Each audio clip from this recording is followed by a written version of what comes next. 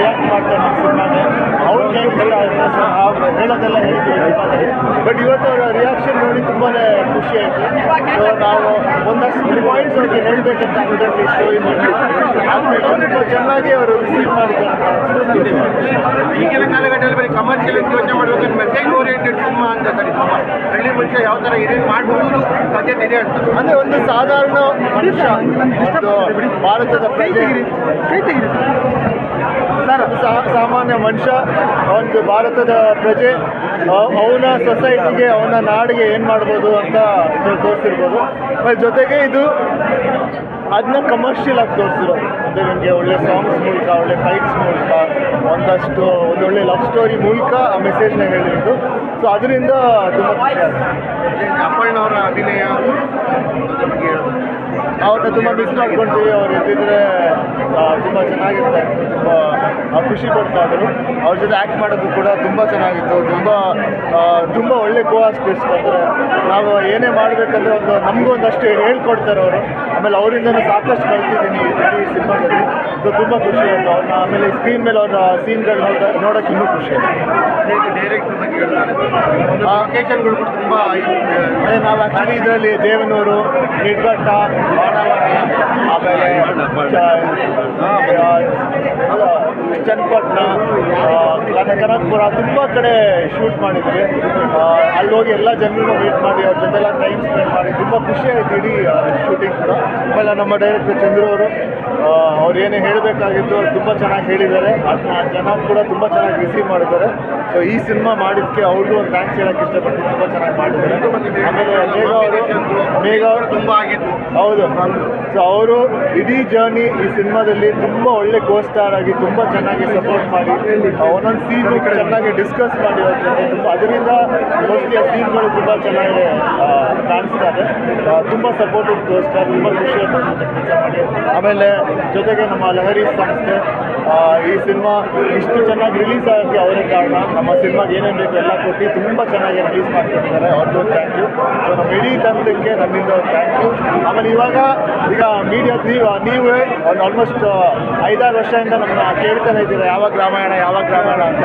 So ಇವಾಗ ರಾಮಾಯಣ ಬಂದಿದೆ, ನೀವು ನೋಡಿ ನೀವು ಇದೆಲ್ಲರಿಗೂ ತಲುಪಿಸ್ಬೇಕಂತ ಹೇಳಿ. ರಾಮಾಯಣ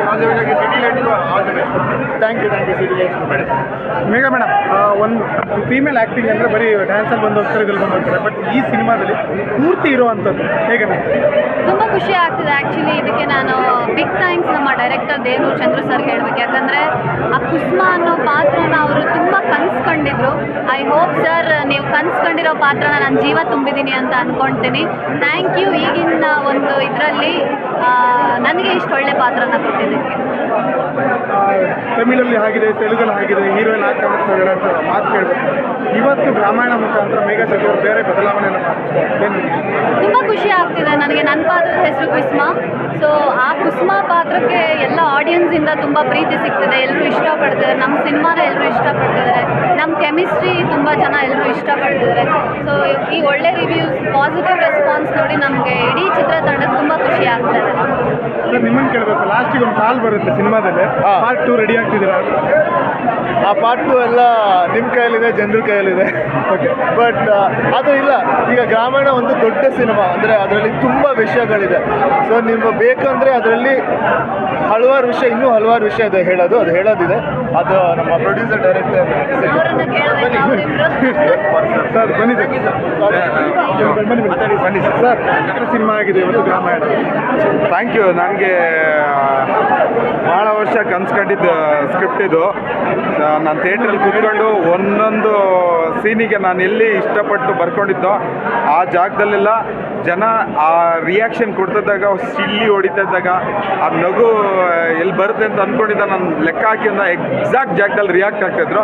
ಅದು ನಂಗೆ ಎಷ್ಟು ಖುಷಿ ಆಯಿತು ಅಂದರೆ ಅದು ಹೇಳೋಕ್ಕಾಗಲ್ಲ, ಅಷ್ಟು ಖುಷಿಯಾಗಿದೆ.